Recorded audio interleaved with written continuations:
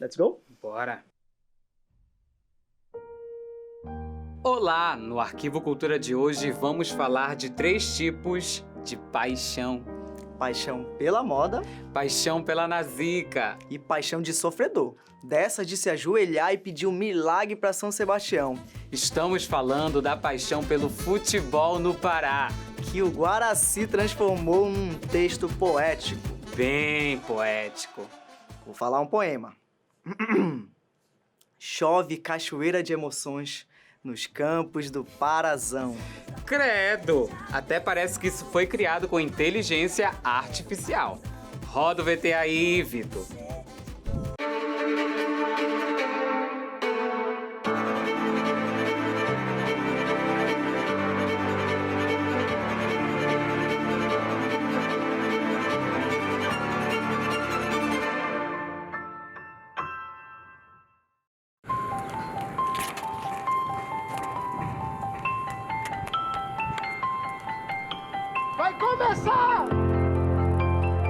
Quem faz gato e sapato de mim és tu. Fazes eu me vestir com bandeira, ter a mesma cor para todas as camisas e um altar onde peço vitórias para ti. Quem faz gato e sapato de mim és tu, me fazendo gritar teu nome na chuva, palavrões que eu evito em casa e um hino que choro só de lembrar. Quem faz gato e sapato de mim és tu. Mesmo perdendo, me fazes crer nas muitas vitórias que vêm por aí, na certeza de que és meu time do coração.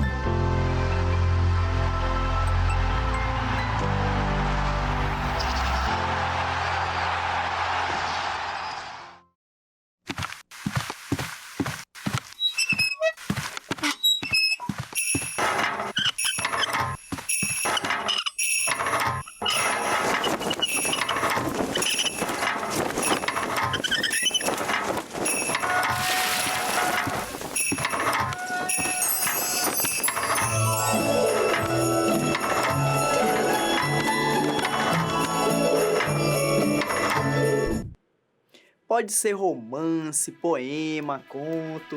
Todo livro tem a sua verdade. Tem a sua força conduzindo o leitor.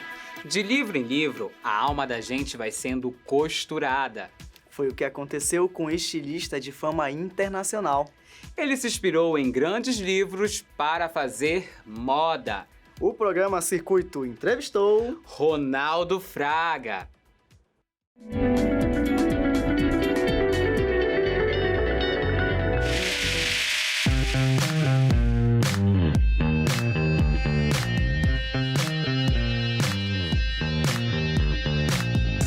Ele é mineiro formado em estilismo pela Universidade Federal de Minas Gerais. Entrou no universo da moda pelo simples fato de saber desenhar. E é assim, por meio de desenhos, que ele ilustra personagens para as suas histórias. E para nos contar algumas dessas histórias, hoje vamos entrevistar o estilista Ronaldo Fraga. Ronaldo, seja muito bem-vindo ao programa Circuito. Obrigado, muito feliz. Para começar, fala um pouquinho pra gente quando foi que tu decidiste entrar para esse ramo da moda. Eu costumo dizer que quando você escolheu, eu fui escolhido porque eu fui uma criança, eu acho que talvez a minha geração era uma geração que desenhava mais. Então qualquer curso de desenho, contanto que fosse gratuito, eu fazia. E adolescente, meus pais tinham morrido, 5 irmãos, então sem recursos. Eu ficava procurando, curso de letrista de faixa de rua, fazia. Curso para aprender a desenhar rosca de parafuso, eu fazia.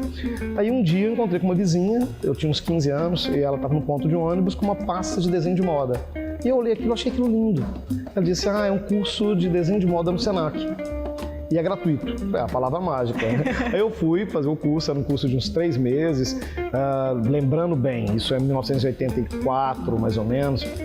uma época em que se dissessem que no futuro o Brasil seria um dos países com o maior número de curso superior de escolas de moda, as pessoas iam rir na sua cara. Então, existiam pequenos cursos técnicos, tanto que a turma era formada, metade dela por senhorinhas de cabelo lilás, as costureiras, modelistas que estavam ali para poder aprender a desenhar as costas do figurino, e a outra turma formada, outra parte formada por travestis, que estavam ali para aprender a desenhar fantasia de carnaval. E as aulas eram ótimas, porque as senhorinhas levavam o lanche da noite e os travestis levavam o rádio com a fita cassete na época para poder dublar Shirley Bassey, enfim, essas cantoras. E no final do curso, nenhum grupo e nem outro aprendeu a desenhar. Só eu já sabia desenhar rosca de parafuso, então isso para moda é quase a mesma coisa. Aí o fato que daí 2 semanas eu recebi uma ligação do setor de colocação profissional do Senac e me ofereceram um emprego numa loja de tecidos. Então foi meu primeiro emprego.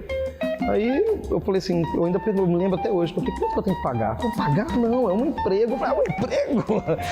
Eu vou desenhar o dia inteiro, ainda vão me pagar por isso? Vão.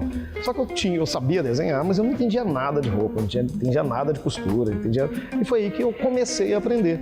Então, 1 ano depois, uma pessoa de um ateliê que comprava os tecidos ali, perguntou, quanto você ganha aqui? Eu falei, tanto. Então eu te ofereço 3 vezes mais para poder trabalhar comigo. Aí eu fiz o vestibular para Belas Artes, mas tinha sido instaurado o curso de estilismo. Eu falei, já estou mexendo com isso mesmo, então passei para o estilismo. E no final do curso de estilismo teve um grande concurso promovido por uma tecelagem nacional, na época, com várias etapas, 2 anos de eliminatória, e eu tirei o primeiro lugar. E o primeiro prêmio era uma pós-graduação na Parsons, em Nova York. Aí daí a história foi.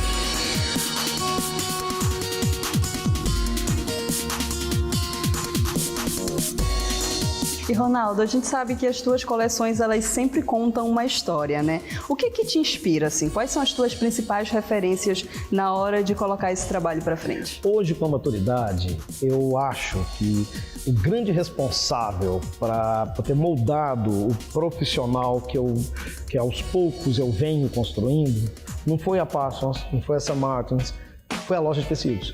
Porque ali, como eu não entendi, eu tinha que ouvir a história particular. Quer dizer, hoje, quando a gente fala para uma nova geração, eles nem imaginam o que era a força da loja de tecidos até a década de 80, né? Que as pessoas criavam o modelo, compravam o tecido, a roupa era feita sob medida, né? Então eles tinham mais autoria sobre o personagem, vai. E ali eu ouvia a história da pessoa para, nas entrelinhas, criar o personagem. E sentava na minha frente alta, baixa, gorda, magra, negra, amarela, querendo a roupa pro casamento, pro velório, pro enterro, pro batizado. Ali eu aprendi que por trás da escolha de uma roupa tem uma conquista amorosa. Uma conquista amorosa com você mesma, com o outro, com o grupo. E roupa ali, roupa escrita. E aí, naturalmente, fui passando por várias etapas, até ter a minha própria marca, e eu sempre encarei a roupa como uma escrita pessoal. Talvez é a escrita que você tem domínio sobre ela, o que você quer comunicar, o que você quer falar. E essa escolha dessa roupa é um ato político.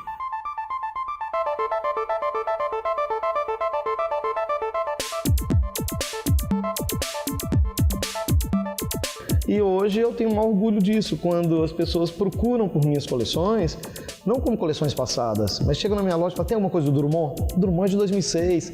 Tem uma coisa do álbum de família, que é de 1996, entendeu? Aí eu acho que é isso. E assim, tem alguma dessas coleções que mais te marcou, aquela que assim deu mais trabalho, que foi mais gostoso entrar nessa história para poder contar depois nas passarelas? Eu não faço distinção, eu não tenho uma coleção, sabe? Eu posso te falar assim, umas 5 ou 10 coleções que tudo, tanto conceitualmente quanto o resultado, me agradam.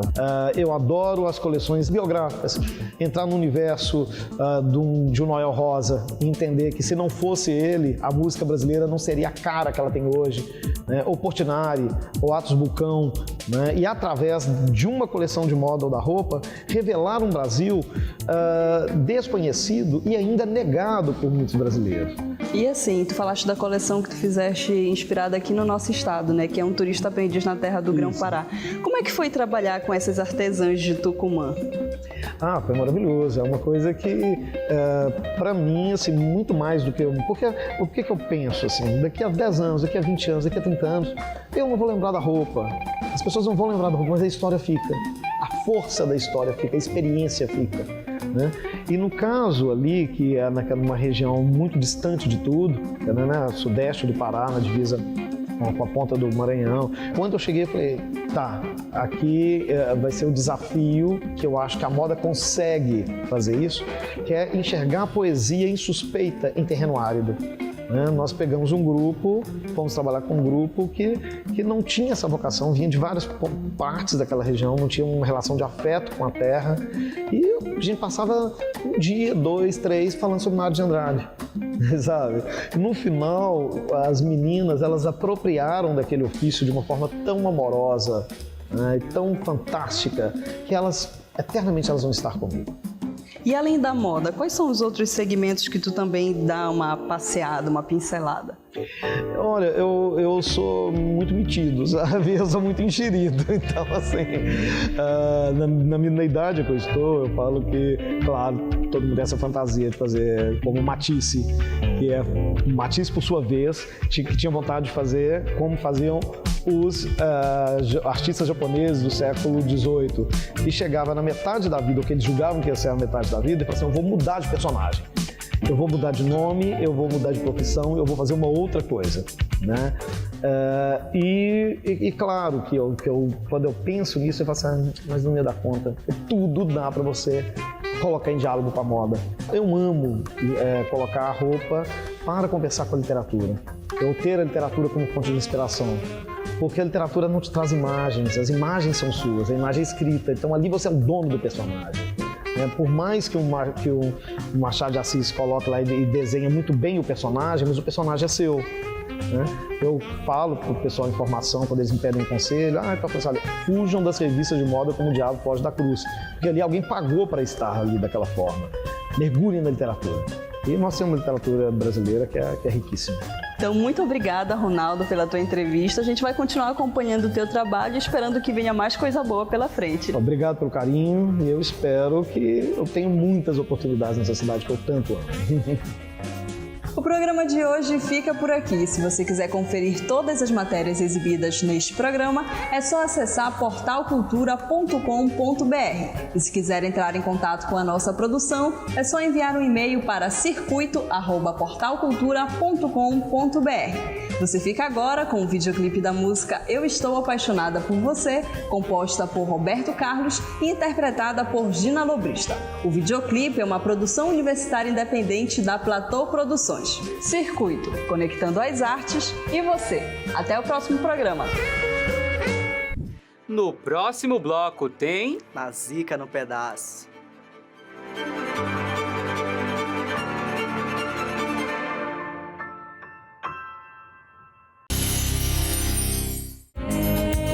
Com menos de um dia de viagem, é possível observar a diversidade de embarcações ao longo do Guamá, de pequenas canoas comandadas por crianças até grandes balsas.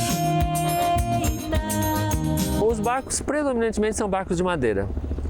Aí o que varia nesses barcos aí? Eles são maiores ou menores, que tem um motor de centro, não é motor de popa com umas voadeiras, porque isso aí é impossível.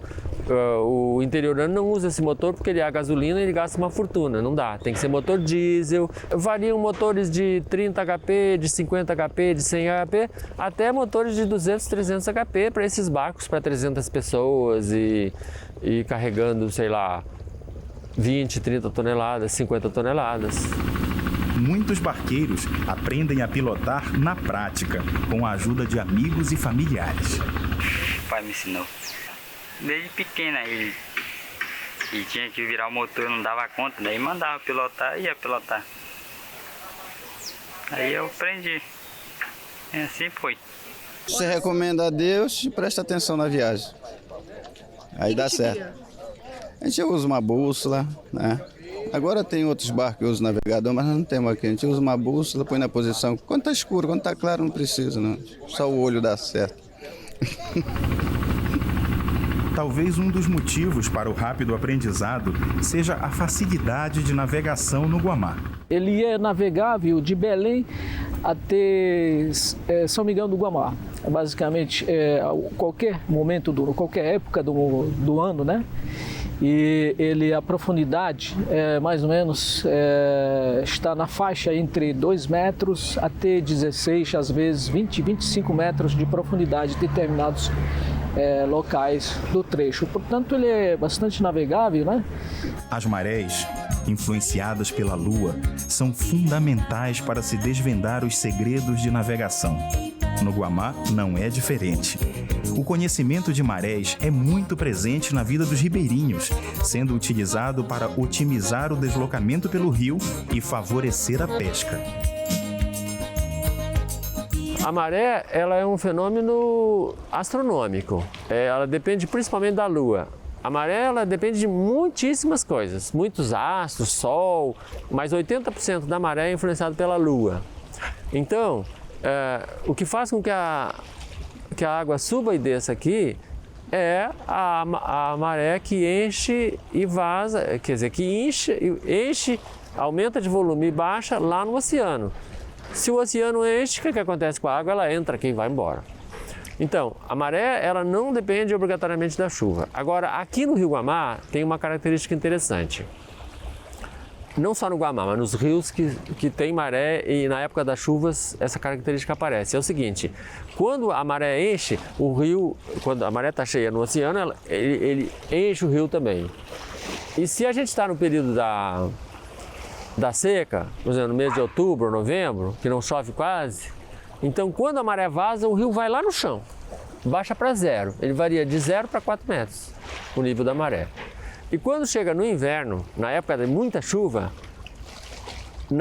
ele não consegue baixar muito. Por quê? Porque as águas que ficaram acumuladas nos rios e da chuva, elas vêm e enchem o rio.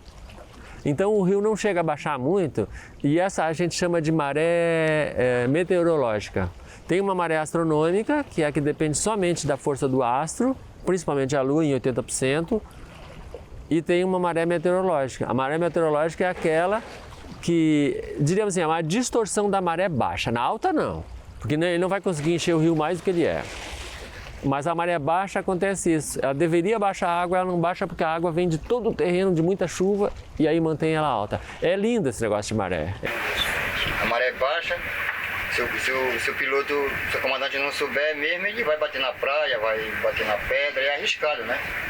E o barco cheio, aí dá problema. O Guamá nasce aproximadamente a 100 metros acima do mar e deságua a 10. Nesse trajeto, apresenta geologia diversificada. O trecho navegável tem mais ou menos em torno de 150 a 160 quilômetros, saindo daqui da foz da Baía de Guajará, né, a partir de Quaraci, né, subindo, né. Tem fundos lamosos, arenosos, né, os fundos mudam, né, então a característica faciológica do fundo, né, muda de acordo com a região. Tá? Na medida que a gente está subindo, né, aparecem rochas, né, afloramentos dentro do rio, né, e até pedregulhos. O rio tem águas amareladas e isso não é sinônimo de sujeira. O tom barrento revela suas propriedades físico-químicas e serve sem restrições para banho e consumo. Toda essa região aqui é formada por rochas arenosas e argilosas, finas. Então, todos os igarapés, toda a água de chuva está erodindo esse material e trazendo esse material fino, essa lamazinha, uma lama, para o rio. Aí, quando ela chega aqui no rio, ela fica sendo levada para cima e para baixo pela maré. Para cima e para baixo pela maré. E está sempre sendo alimentada com material novo. E assim fica esse material.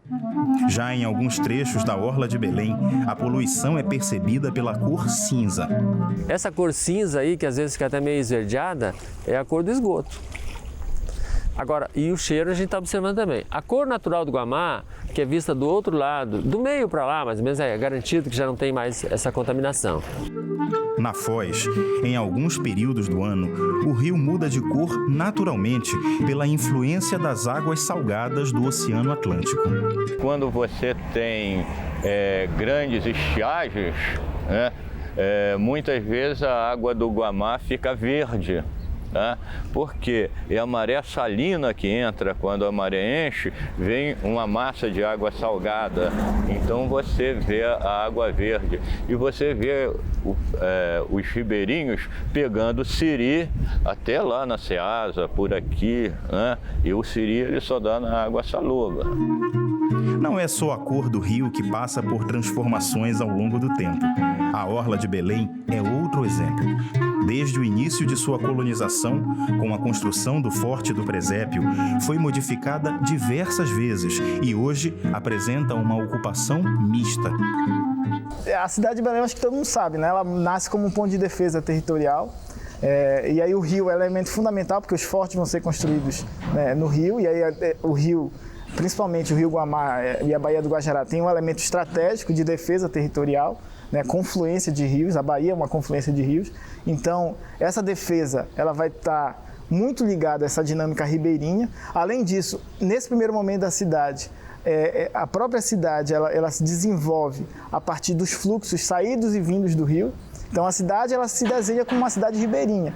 Até as ordens religiosas que vão ser importantes para a produção do espaço vão, por exemplo, formar aldeamentos a partir dos rios. Então vai ser muito importante. Se eu falar das drogas do sertão, novamente é através do rio que se desenvolve o comércio das drogas do sertão, né? A exploração, a formação de aldeamentos indígenas. Se eu for para o período da borracha, outra vez o rio aparece como elemento central. Então, por quê? Porque a gente sabe que os regatões, a economia da borracha se desenvolve a partir das relações entre cidades e essas relações têm o rio como fundamento, né? Então, acho que o rio ele tem vamos dizer assim, se a gente for resgatar a história da cidade, a gente vai ver que a cidade de Belém, ela se mostra como uma cidade ribeirinha, né? Acho que a pergunta central, então, seria, por que hoje, aqui a gente em Belém, né, vê que a cidade vira as costas para o rio? Quando os portugueses ocupavam esses pontos estratégicos, pontos altos, como foi o caso lá no Forte do Castelo,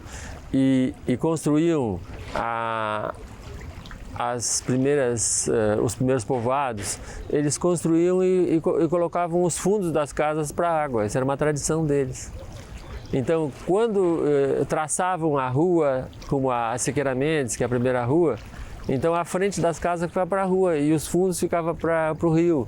É diferente, por exemplo, do que se vê nos ribeirinhos em geral, que eles enxergam não uma rua atrás da sua casa, mas enxergam o rio como a própria rua. Estou com 55 anos, comecei a viajar na idade de 12 anos. Só enchia o saco assim na embarcação, cozinhava. E hoje estou nessa vida ainda. Mas estou me dando bem, né? Graças a Deus. A identidade ribeirinha, tão presente no interior, perde força na capital. Nós não temos a impressão que nós somos ribeirinhos. E somos. O dia que nós tivermos essa sensação que nós estamos, a Baía do Guajará, por aqui, tudo por aqui, esse rio, nós somos ribeirinhos. Então, nós fazemos parte do mundo líquido e não valorizamos isso. O desenvolvimento e a circulação das mercadorias extraídas, produzidas e consumidas na Amazônia aconteceu graças aos rios, igarapés e furos. Mas mesmo com todo o seu potencial hidroviário, o Guamá também perdeu espaço para as rodovias, outro fator que causou a desvalorização da Orla de Belém.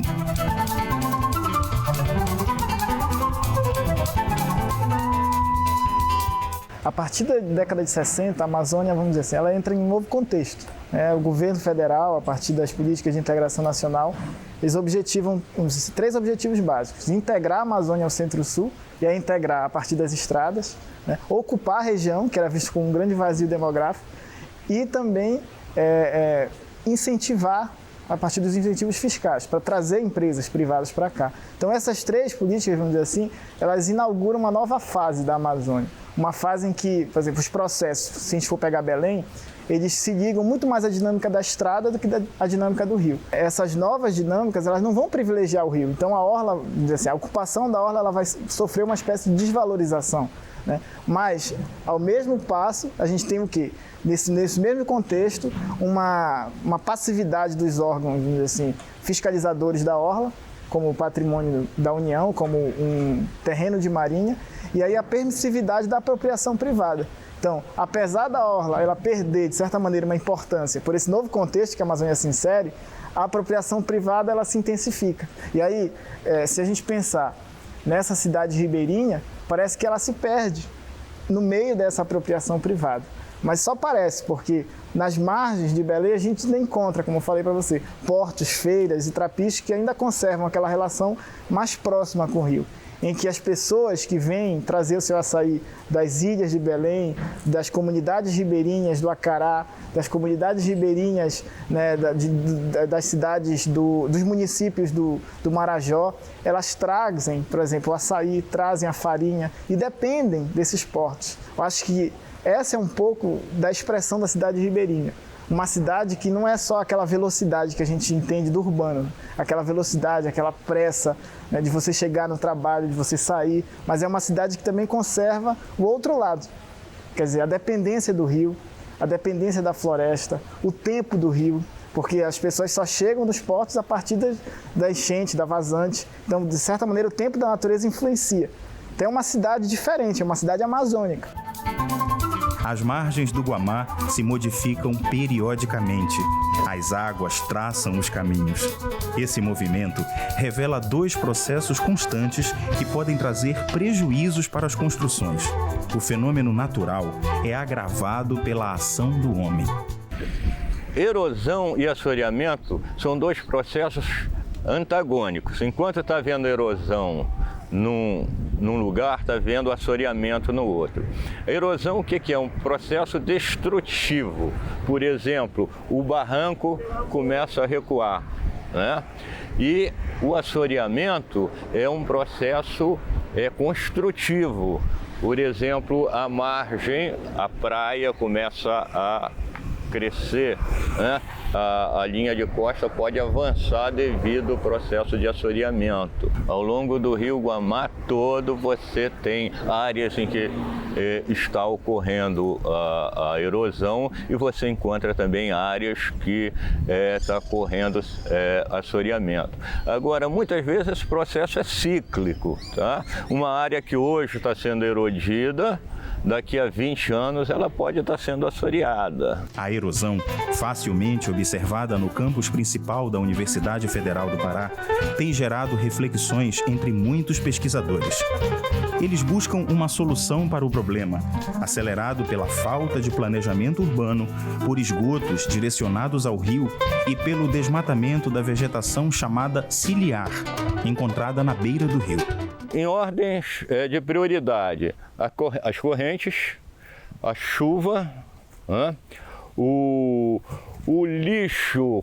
Quando eu me refiro ao lixo, é esse lixo flutuante, pedaço de madeira, galho de ar, não necessariamente aquele lixo que é jogado na água, mas faz parte dele também engarrar. Tudo aquilo que vem boiando na água, vem flutuando e que é capturado e começa a bater na margem. Então ele funciona também, né? E o desmatamento, não é que o desmatamento provoque a erosão, mas ele facilita a erosão, porque a vegetação segura as partículas do solo, né? Você tira a vegetação, fica tudo soltinho, a hora que a enxurrada vem, carrega tudo muito mais facilmente. Para conter a erosão, muitos recursos são usados, desde barreiras artificiais, bombardeio de sementes, até a tentativa de replantio da mata ciliar, como a aninga, espécie vegetal que impede o desgaste das margens. Os maiores pecados que a gente comete com esse rio e com os outros é a devastação da mata ciliar, ou seja, da mata da beira, da beirada. E com isso, a chuva, quando cai, leva a terra, a areia para dentro do rio, do igarapé, do lago. E o vento dá em cima também. E com isso desaparece o oxigênio dos peixes, dos animais que vivem lá e que servem para a nossa alimentação. A natureza mostra a importância de ser respeitada. Medê, Pra onde foi o Círio nesse tempo de pandemia? Oficialmente sumiu das ruas. Mas ficou dentro do coração. Depois, claro, voltou como uma homenagem à vida. A TV Cultura produziu um clipe para este momento único. Tem jeito de sonho, de céu. Uma flor para Nazaré.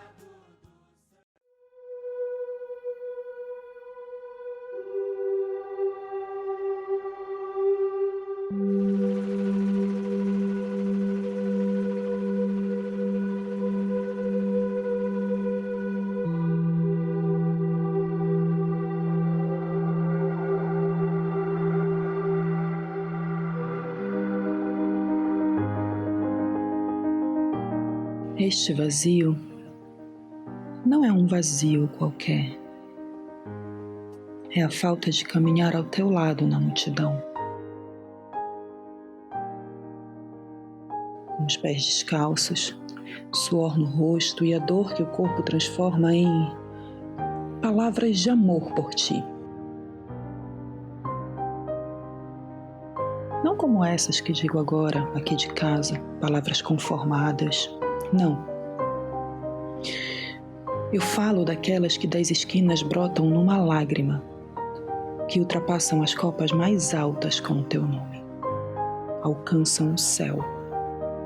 A fé em ti ajuda a aceitar este vazio, a te prometer uma coisa.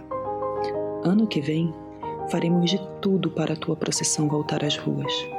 Renascer onde nunca faltou. O Círio está dentro de nós.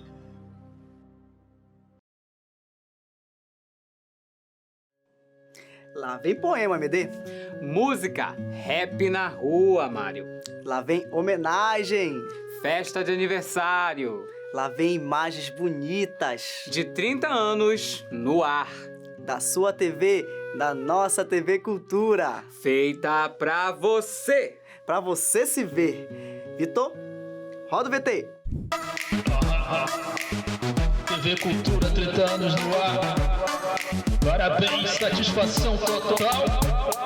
Um desejo, ei, vadiar os três amores, 4 folhas, 5 amigos de infância, 6 sonatas, 7 vidas, 8 horas, 9 luas, de janelas abertas para o vento, 11 rios, 12 livros, o 13 longe da sexta-feira, 14 cartas perto do peito, ou 15 ou 16 sonhos realizados, 17 pães, 18 quilates, 19 rotas para o mar, 20 beijos, 21 abraços, não são 22, 23 palavras que se espera ouvir, 24 auroras, 25 eurecas, 26 orquídeas, 27 capas, 28 hoje, 29 graus no verão, nos 30 anos da TV Cultura, irmão.